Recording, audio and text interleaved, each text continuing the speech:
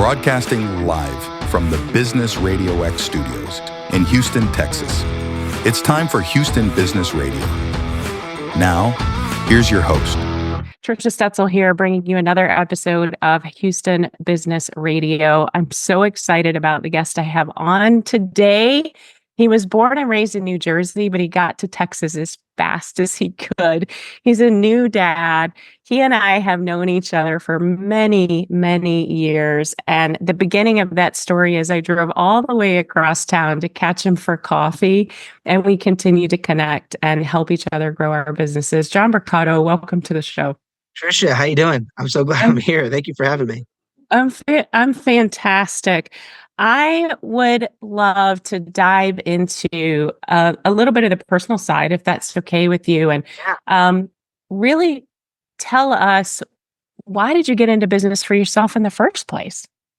Yeah, so my family has a history of being employees, right? And my dad had tried to start a business, and things didn't work out. Same thing with my mom, but they really largely made their careers, as employees, and that was good in terms of they had a little bit of stability, but at the same time they missed a lot of things, right? And I don't hold that against them. They had to do what they could for my sister and I, but I landed my dream job when I was in college, right? So people sometimes don't even find their dream job after college, right? And I had it, and I loved what I was doing, but I did not like having a boss. He was the kind of boss, and Trisha, I'm sure you can relate to this, that took credit for everything that I did, made as much money as he could off of the work that I was doing, paid me very little, and then treated me very poorly, Mm-hmm. And what ended up happening was I wanted to visit my family for Christmas holidays. This was a couple of years ago. They're still up here in New Jersey, where I am physically right now. And I hadn't seen them in about 18 months, and the Skype, back then it was Skype, right? Skype calls and phone calls wasn't doing it anymore. And so I wanted to go see them. I bought tickets. I didn't tell them I was coming. I was going to surprise them. The December 23rd, 24th, 25th, 26th, that was when I was going to go. And we don't normally work those days at the job that I had. And so I went to my boss and said, hey, Jack, listen, I just want to let you know I'm taking the trip the days I'm going. It's right over the Christmas holiday when I'm supposed to be here anyway. I'm just giving you a heads up. He goes, John, that sounds great, but I said, okay. He goes, John, listen, we're having a multi-million-dollar client come in. The only time he can meet is on Christmas Eve. And I need you here. And this is what he said, Trisha, this is what he said. He said, if you work really hard on Christmas Eve, I'll take my wife on a cruise for New Year's. Yeah, exactly. I thought he was joking. I almost started to smile. He was dead serious. If you work really hard, I'll take my, I'm like, really? Okay. And something in me shifted at that moment. It said, all right, I'm not doing this for the next 40 years. And I became a fanatic about finding something else I could do. I got into sales part-time and eventually got into running my own deal. And it's been, an amazing experience the last 7 years. Yeah, that's awesome. And I've known you almost that long, And Yep. since then, and along the way, you've gotten married to a beautiful woman, Erin, and you've had a Yeah. beautiful daughter, Gianna, who's going to be a year, or just turned a year, Just for a actually. year. How Yeah. has that changed the way you think about being a business owner? Yeah. So I had maybe I was in business about a year or so, year and a half before I met Erin. And you could say I was single, living life, but I really wasn't. I was so driven to be in business for myself, right? Because you hear stories of people that they sacrifice the first couple of years and they build something, and then when they do have families, they can take their foot off the gas if they want to. They can enjoy some of that stuff, right? And so that was very motivating to me. I just gotten out of a really long relationship, so I wasn't really looking for something else. I just got married to my business. I stopped dating and got married to my business. And then and then when I met Erin, by the way, she's the hottest teacher in Katy ISD. And I know someone Katie's going to hear this, and that's okay. You can be wrong. I'm going to be right. So that's the Jersey in me, right? But no, I'll tell you when we're not on recording. I'll tell you a really funny story about that later. But anyway, when I met her, and we were on our first date, and she asked, "So what do you do? Work wise?" I said, "Well, I help people with this, and this." And she goes, "Great, or I've never met somebody that's a business owner before, other than some of my family members." She says, "Are you making money?" I said, "I'm making enough right now. I'm not really profitable, but I'm keeping the lights on, right? And we're working through it." And she just bought into my vision day one. We weren't even like that. We had our first date, and she was like, "Cool, this is great. I have no doubt, you're gonna have success." And a year and change later, a year and a half later, we were engaged. And she doesn't work alongside me in the business really. She does some back end things every once in a while, but she's been my biggest cheerleader from the moment we met. And we had talked about how 3 to 5 years, we start our family, and that's what happened. We got married, and 3 years later we have, or two and three-fourths later we have our daughter. And let me tell you something. When Gianna was born, I looked at my business and said, you know what? I'm definitely not where I want to be. Mhm. Thank God I'm not where I was, because I wouldn't be able to do half the stuff that I've been doing. Listen, I took the whole week off before she came, and like 3 weeks after she was born, I did not work. Didn't make a single phone call, text, whatever. Didn't do none of that stuff. I just got to hang out with Erin and my newborn daughter, and I couldn't do that at a job. There's no way. I know there's some places that do. What do you paternity leave, Mhm. but that's a new thing, right?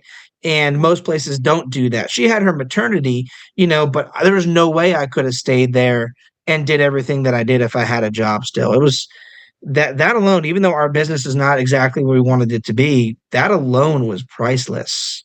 And Trisha, you've known me for a long time, so you know how I work. I Oh, like to I get do. after it. Yeah. I haven't worked half as hard. Honestly, it's funny. My income has grown, but I haven't worked. That's not an income claim, but my income has grown.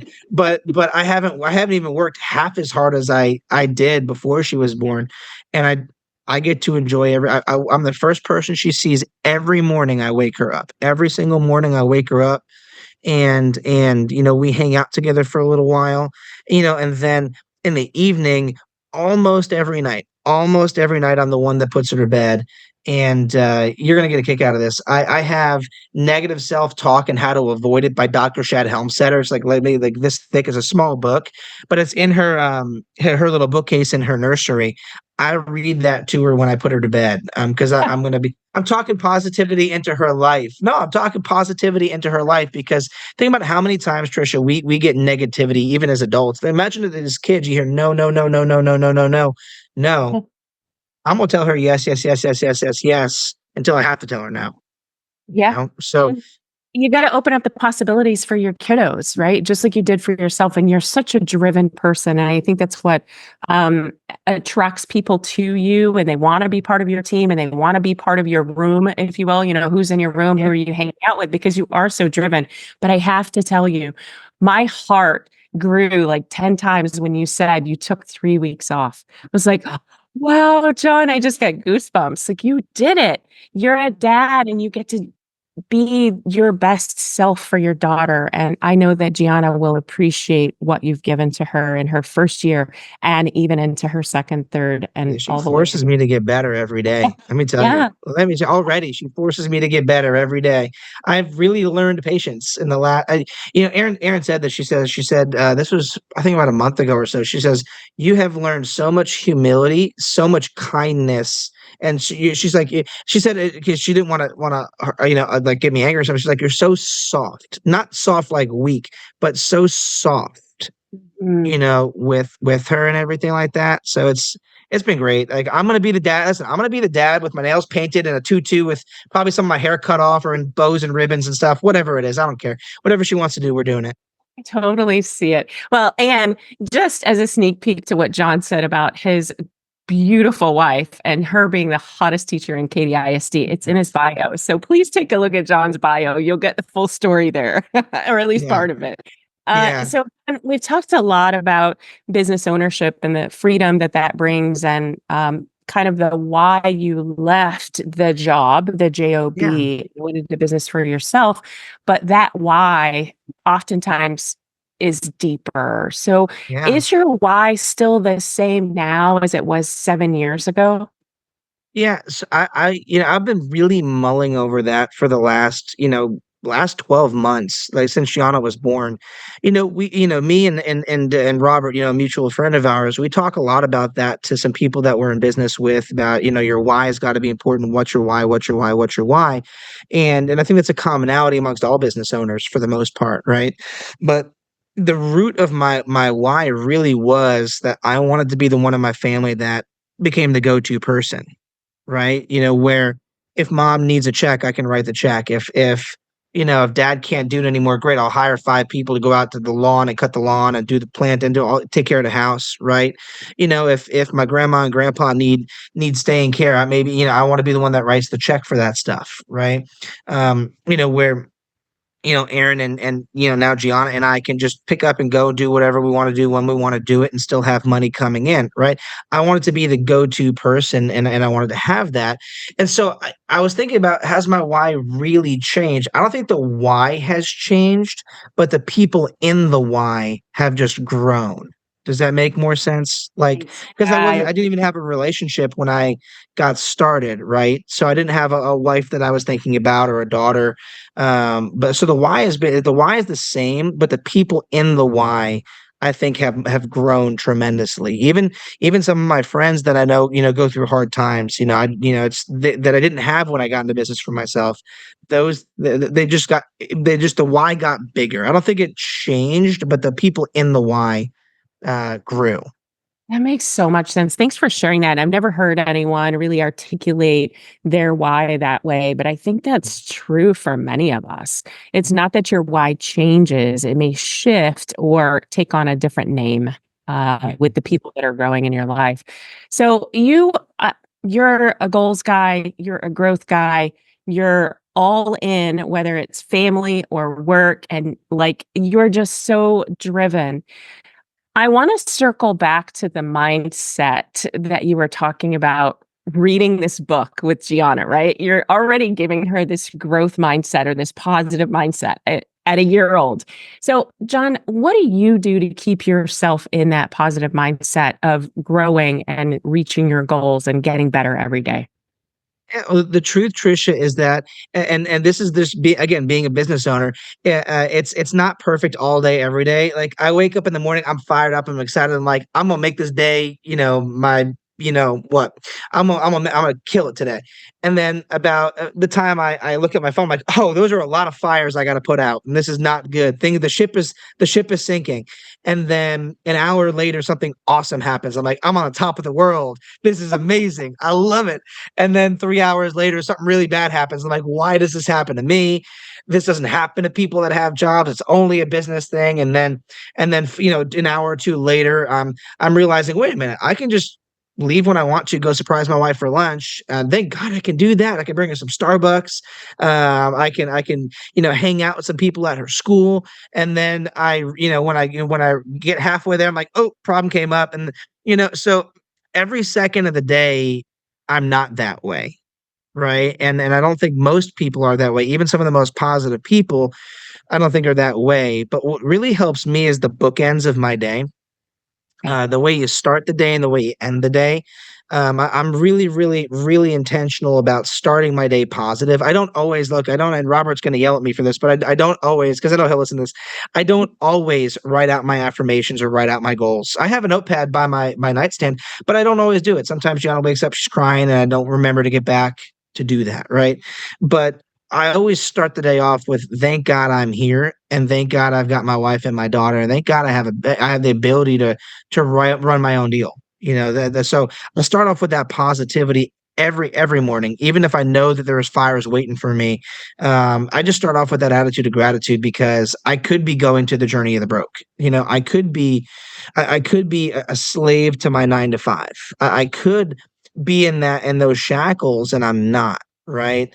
And I think that's what keeps me so driven, is because if I'm not, that's where I'm going to end up. And that's not an option for me. Right. And then on the back end of my day, it's like I want to give the right credit where the credit was due. I think it was Alex Hermosi who said this, and that your day really wasn't as bad as you thought it was. It could be chaos. It could be the most unbelievably bad experience you could have ever had in your life, but your day still wasn't as bad as you thought it was. And when we get to the end and we put our head down on the pillow, hey, I made it another day. Yeah. I get to put my head down on the pillow tonight. I still have that saying, and then tomorrow I get to wake up and get back after it. So my bookends are really what keeps me going, because I can choose how I start the day, how I end the day. I can't control always what happens during the day, but I can control the start and I can control the finish. And then I like to read. I like to listen to podcasts. And sometimes when I'm having a bad moment, I don't have bad days. I have bad moments. I'll pop on some Art Williams, and he lights a fire under my butt. I love listening to Art Williams. If I want to have an aggressive conversation with myself, I'll put on some David Goggins and realize I'm just being a little, I'm not going to say his expletives. I mean, I normally would, but I want to respect your show, right? But I'll plug into what I need to plug into to keep me moving through the day. But it's really controlling your bookends, the start and the end of your day, really helped me stay in that mindset. I think one last thing about that, Trisha, and Robert and I have been really, really conscious about this. He's been this way for a couple of years now. Only me, I don't even want to embellish. I think the last month, maybe, I've been catching myself speaking things, and then I will out loud say, wait, that's not what I'm thinking. That is not what I believe. I don't accept that. I rebuke that. And I even check my people when they say, hey, you don't believe that. That is not true about you. Don't wear that. That's not yours to wear. Catching those little things. Yeah, I love that, John. I love the bookends. I think that's fantastic. And I love the idea of going to bed with the thought of it wasn't as bad as you thought it was, right? It's not as bad as you thought it was. It's also important that we realize when we go below the line. So I like to refer to it as victim, right? So in the middle of the day, so I start my day as a victor, and then at some point I fall below the line and I become the victim. But when I realize it, I got to figure a way out. Right. Like you said, it's not minutes, it's moments. It's not hours, it's moments. When you realize you got to pull yourself out of that. So as we get to the back end of our conversation today, your story is amazing. You're so driven. It's all about growth. It's all about family. You're the family you come from, the family that you're building. But I know that you connect so many people and you work with so many people. Do you have a favorite story that you can share? Ooh, that's good. You know what? It actually involves you. So yeah, I do. Because thinking back to not the immediate origin of my business, but I want to say about 2 years in. So Aaron and I had maybe we were been dating maybe 6 months, and you and I had met relatively recently, and at a networking event. And I'd heard your commercial, and you'd mentioned just I don't remember the specifics, but you had mentioned this and about dealing with people. And I flagged you down afterwards and say, hey, I've got a big problem, okay, and I want to talk to you about it. And at the time, I had an associate, and her and I were absolute best friends before business. And even in the early part of the business, we were really, really, really, really close friends. And something happened where, she has a strong personality. I've got a very strong personality. And like little things started to pile up, and we were really button heads, really, really button heads. And it caused a huge rift, I would say, in our business.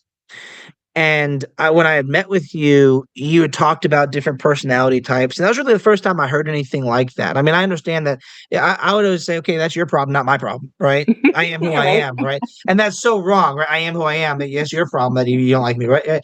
And just by you and I talking together, I learned about the different personality types, and I learned, wow, I should probably communicate this way to this type of person, and that might either defuse or repair a situation, and you gave me some great advice. You said, look, it's, one relationship can make or break your business. You just say, hey, it's not worth losing your business. No. I'm paraphrasing, but it's pretty close to. You can either lose your pride or lose your business. It was one of the more or less that's what you said, and I really thought about it for a second because this person was pivotal at that time in my business. And I said, you know what? I'm going to throw the olive branch out there. And it took us some time and we repaired that relationship and we're now best friends. But the reason why I bring that up is because before we had that falling out, Trisha, when I got in business for myself, I was looking to do some hiring. And through a mutual friend of her and I, he introduced us. Again, I knew who she was. I just didn't think, wow, this person should come work with me. I didn't even think that. And he reintroduced us, hired her. We started building our business together. And in the fact that we became really good friends, she pushed me and pushed me and pushed me and pushed me to start dating again when I was not ready to do it per se, but she was being coachable to me in business. So I said, all right, I'll be coachable to you somewhere else. Right. And, through push and shove, that's how I met Erin. I would never have met Erin if I didn't listen, if I wasn't coachable to her in that area of my life.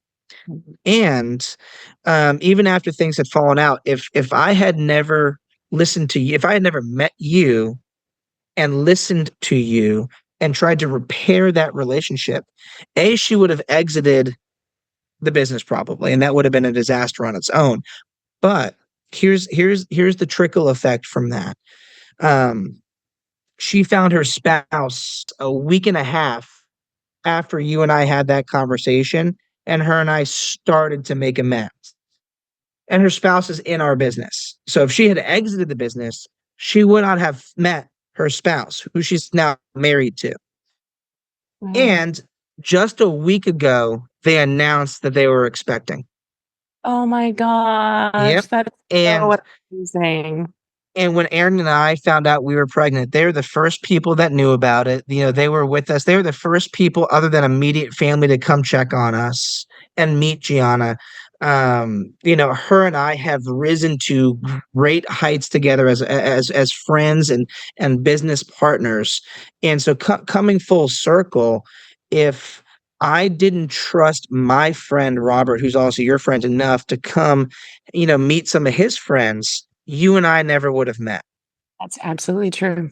Yeah. And if I didn't trust my friend from college enough, I never would have reached out to her and then given her a shot in business. And if I, didn't trust you enough, I never would have repaired that relationship. And if I never had repaired that relationship, she would have exited business and not had the income and the life that she already has. She would never have met her spouse. This baby wouldn't be the blessing that it is. I don't even know if Erin and I would have worked out because she's played guidance counselor multiple times when we had our discussions of purpose, right? Our intense fellowship, right? So many things happened from that one relationship, so many things. And thinking about clients that have been helped, thinking about everything you and I have done together, thinking about all the people that you've introduced me to, I've introduced you to, think about the domino effect of that relationship, thinking about this coming full circle, how you and I both know our good friend Tony. And how did that happen? Right? It's because you're involved in one area, I'm involved in another, and we have that mutual friend, right? Just think about the connections for a second. People don't understand that. I really believe people don't understand the value of a relationship. Mm-hmm. And when I say to you, you never know how your one decision to connect with the person could change their life, your life, and then everyone in your contact sphere's lives. Mm-hmm. It's huge. Just that alone, I get goosebumps about. So Trisha, I don't know if that answers your question, but that I want to say is probably the most notable thing. I feel like I paid you to make me feel good today, John. I'm kidding. No, but Trisha, it's so true. I reference that moment when I talk about pivotal moments in business and relationships. I talk about that story between the two of us all the time. When people ask me what was a decisive moment in your business, what was a pivotal moment in your business. We were sitting in a Kroger Starbucks We were. having a conversation, and you gave me the little disc sheet and we Yep. talked about it. It was a pivotal moment. It's not just because I'm interviewing here with you. That was a pivotal moment of connection in my business, where if I had never met you and never had that conversation, I don't know that I would still be in business the way I am now. I don't know that I'd have the relationship with my spouse or even my daughter that I have now. I don't know that, my other associate would have the same. Like, I don't know if you know how special that moment was to all of us. And we're very grateful for that. Thank you. I appreciate that so much, John. And I appreciate all of the connections that you've made for me over the years. And I like to think of it as, and when you were talking about it, reminded me of the pebble on the pond and the ripple Yeah. effect that Mhm. that one connection or that one stone into the water can make, and all of those ripple effects. And it's not just about business, it's about the people in the business and their families and their families and the effect that we can have. I just got goosebumps all over. John, thank you so much for being on the show today. I'm so grateful that you took the time. I look forward to coming and talking to you and Robert soon, Yes. and having that conversation as well. I will put all of your contact information that you provided in the show notes. So if folks want to reach out and get in touch with you, and by the way, if you're listening, check out the show notes, because John's full bio is in there. And so is the little story about his gorgeous wife, Yes. Erin. Thank you, John. Again, I appreciate Thank being you on. very much, Tricia. I'm honored, I'm humbled, and I'm privileged to be here. Thank you so much. Thank you. That's all the time we have for today's show. Join us next time for another exciting episode of Houston Business Radio. Until then, stay tuned, stay inspired, and keep thriving in the Houston business community.